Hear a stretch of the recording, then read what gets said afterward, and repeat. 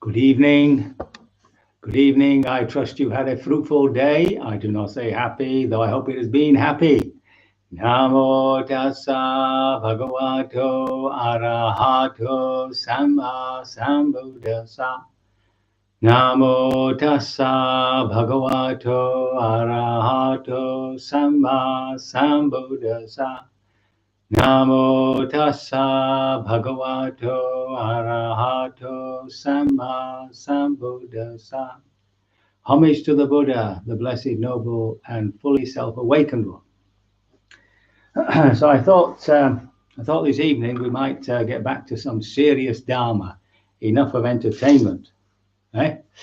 I'm looking at the Discourse 115 called the Many Kinds of Elements, and in it we have dependent origination, which of course many of you will know, but it's good to just go through it as a sort of reminder.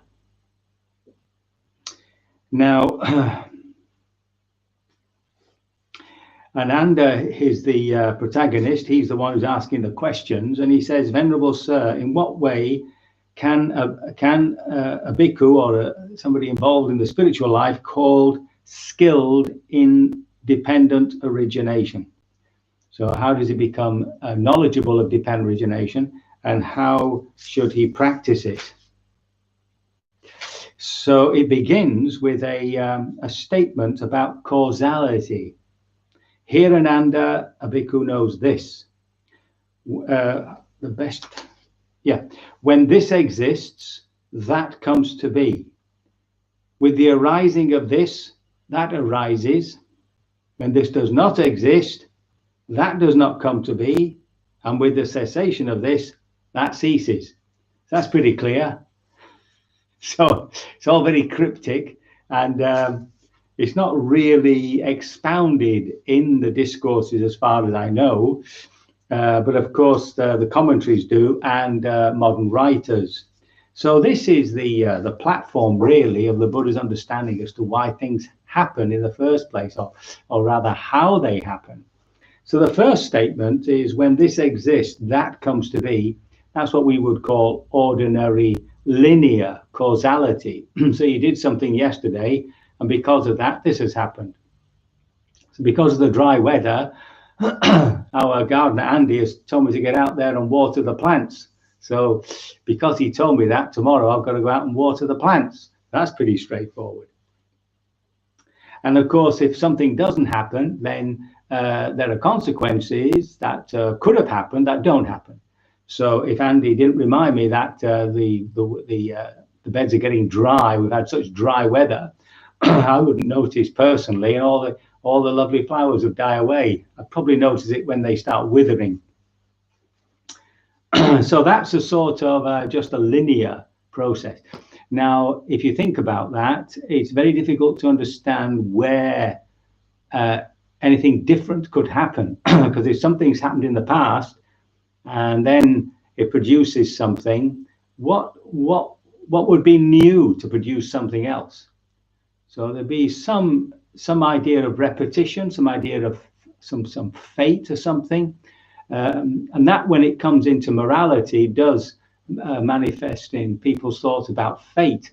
That everything is set in the past, and this is and you can't do anything about it. There was a teacher in the Buddha's time who actually taught that sort of thing. He said, if you go down one side of the Ganges and do all sorts of wonderful, compassionate and loving acts, and come up the other side murdering and pilfering, it wouldn't make the slightest bit of difference, because your destiny is set because of fate, you see. And many things do happen like that in our lives, like just very simple stuff, like the sun rises in the morning and it sets at night, and we tend to get up in the morning and go to bed at night. So there's a lot of our lives which are, so we say, repetitious, slight changes, but there's a sort of linear process going on. But as I say, the danger of that is that you either think everything's going to be repeated, or everything is set in the past. Now, the other part of the equation is with the arising of this, that arises, and with the cessation of this, that ceases. So now we're coming into the present moment. Excuse me. Now we're coming into the present moment, and where things meet, where things come together, and of course that that produces a certain event. But because if this was the only law, just things coming together without any order, then presumably what we would have would be a chaotic universe. There'd be no order in it. So the linear one gives us some sort of order, and this present moment gives us some sort of chaos. So when you put the two together, you have a certain type of creativity.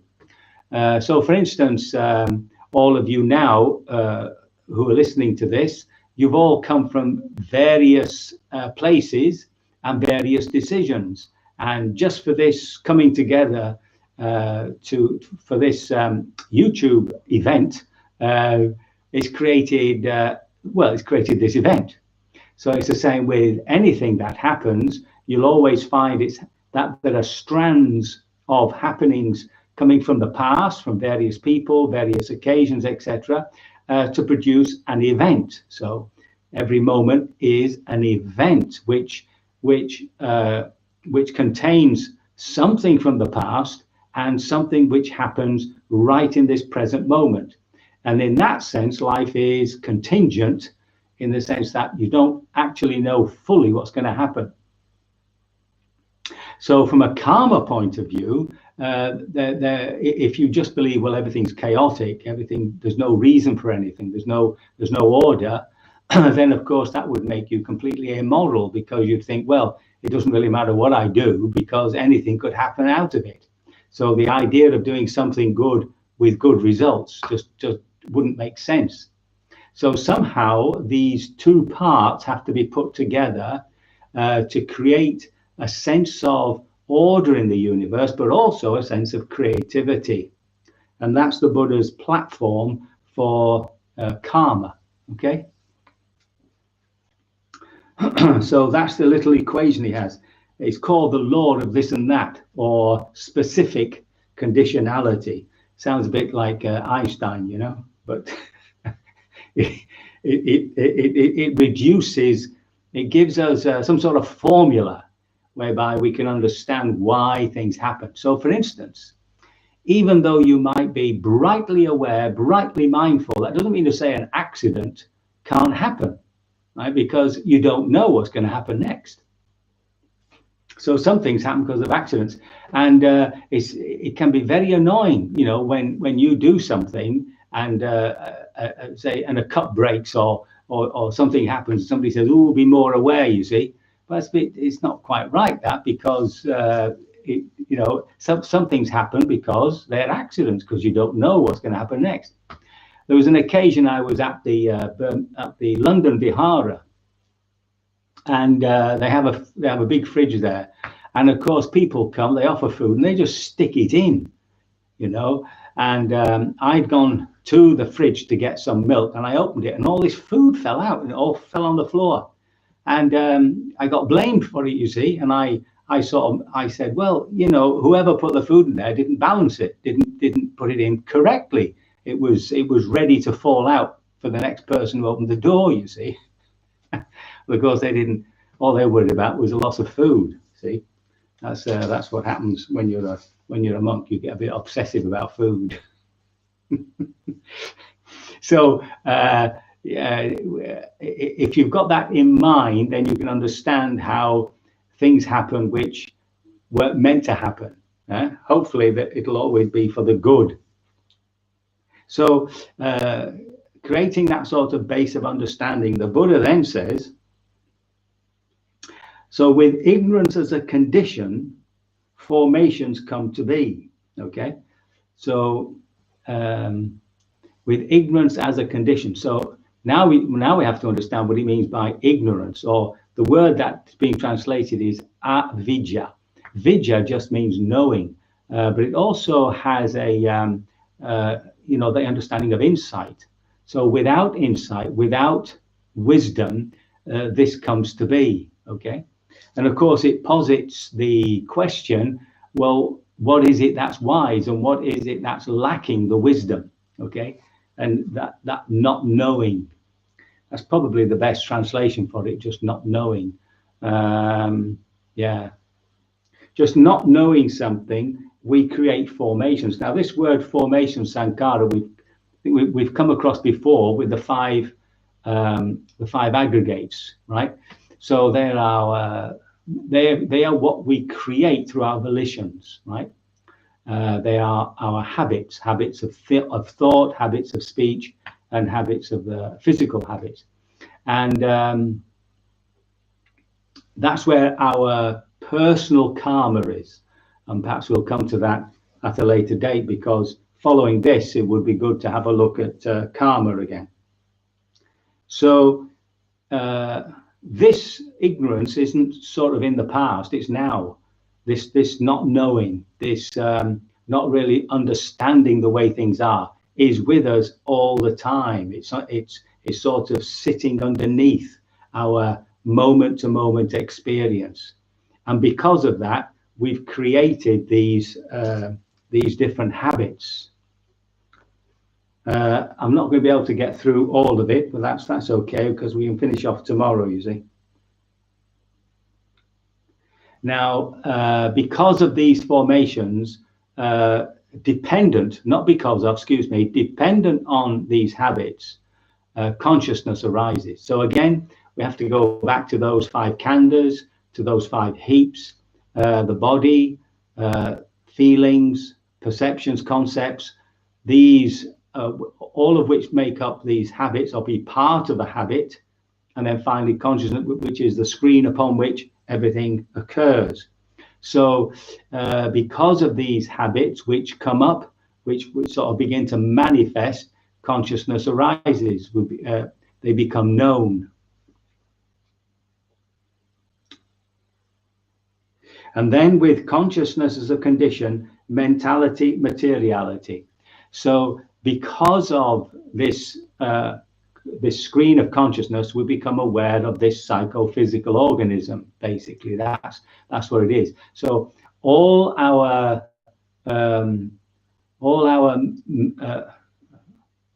mind constructs, everything that happens in the mind, thinking and imagining, everything that happens at the heart level, the emotions, the moods, etc., and everything that comes from the body, all the sensations, the feelings, etc., all these manifest on that consciousness. Now, without consciousness, they wouldn't manifest. Okay, so here we have a sort of connection. We have present underneath everything, there is this not knowing, this delusion, right? And because of that, we've created these habits. Now, the habits come into consciousness, and of course, what comes onto consciousness at base is this psychophysical organism. Okay.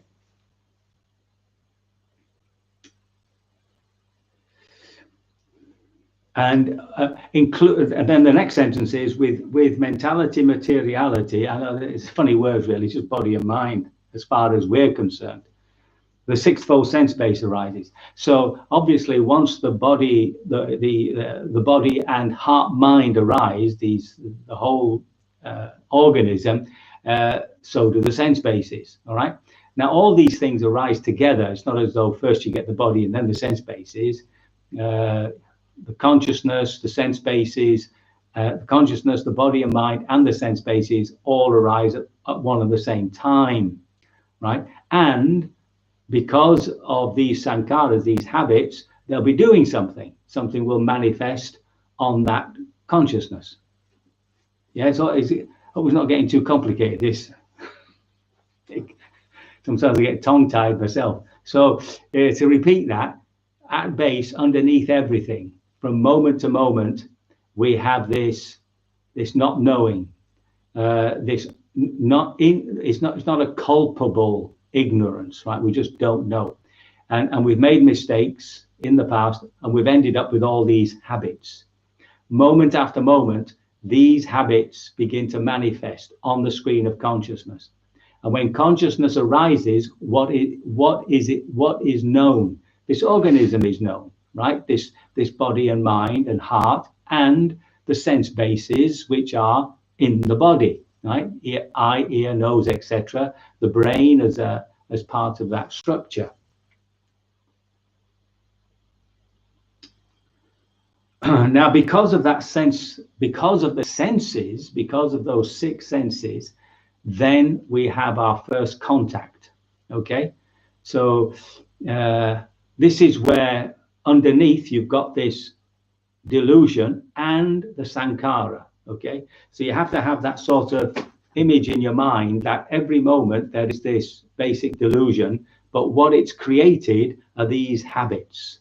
Okay, and it's because of this that consciousness arises. Now, as consciousness arises, it's not aware of these habits that are sitting underneath. It's only aware of one habit or something that arises at that moment onto that screen of consciousness. And that screen of consciousness has on it this organism, and it has the sense bases, and it's with that we have contact. Okay, so that's the moment. So underneath the moment of contact, there is this ongoing ignorance, ongoing not knowing, this ongoing development of the habits. There's this body, heart, and mind, and there's consciousness. And as soon as that arises, when all those arises, you have contact. You have contact with the world, the outer world, and the inner world.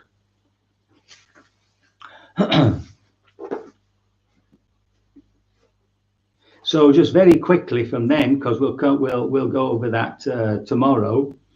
From there, of course, you get feeling. Now, what feeling is whatever information comes up at the point of contact is then experienced as either pleasant or unpleasant, or if it's in between, we say neutral. It's neither pleasant nor unpleasant, and that's our lives are an ongoing experience at that conscious level of mental states, physical states that are either pleasant, unpleasant, or just neutral. Okay, so that's what we're generally aware of. And then, of course, we get the reaction, which is the desire. So that's we can leave that there for today. That's enough. That's enough to go on. It's enough to go on with just for this particular sitting. So if I'm repeating it all because I know for many people, for some people, this will be sort of new, or they haven't really gone into it with much depth. So it's worth just spending a bit of time of that. If you can bring up these things into your thinking at some point, just to remind yourself that at base, underneath every moment, there is this not knowing. And of course, what is it that doesn't know? It's the awareness. The awareness doesn't know. Remember, awareness has 2 qualities. It has a receptive quality, which we call awareness, and an active quality, which we call intuitive intelligence. So it's an intuitive awareness. So it's that very awareness which is not knowing, and it makes these mistakes, right, whereby we create habits which are either wholesome or unwholesome, etc. But they've always got that sense of identity. So you don't forget that. The fundamental delusion is one of identifying with this whole psychophysical organism. So that's running underneath everything we're doing. That's the sort of background programs, to use a computer terminology, the background program that's always there. And depending on what actually hits the sense base, then that habit will arise. And it won't arise unless, of course, there's a body and a heart, mind, and the 6 sense bases. Okay, so tomorrow we'll look at the middle section more, which tells us how we create this problem through the process of desire. So I can only hope my words have been of some assistance, that they have not truly caused any confusion. And you can email me, by the way, if I have, and that you will, by your practice, establish a foundation of knowing, which allows you to become fully liberated sooner rather than later. So we can do a little practice.